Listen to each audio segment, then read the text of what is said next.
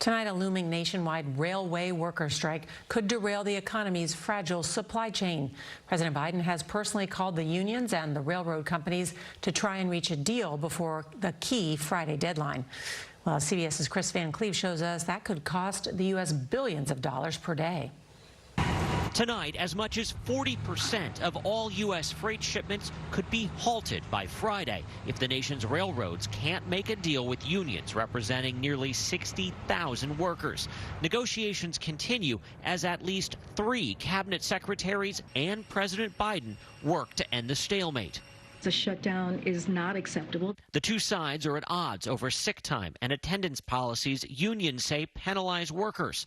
The looming strike would idle 7,000 trains and 140,000 miles of track across 49 states, prompting Amtrak to cancel some long-haul service and warnings for commuter rail riders to make backup plans before Friday. I've been commuting from the suburbs to Chicago now for over 30 years. I can never remember this happening. Already, freight railroads are refusing some cargo. There's just no question that it would be extremely devastating. This is sort of one of those things that is a main artery for the entire U.S. economy. And if you cut off that artery, you get a stroke, and you can't afford that.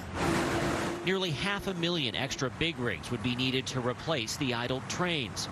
The first rail strike in 30 years could cost the economy an estimated $2 billion a day, disrupting agriculture, automotive, energy, and retail businesses. The railroads have agreed to substantial raises and bonuses. The holdup really is that sick time.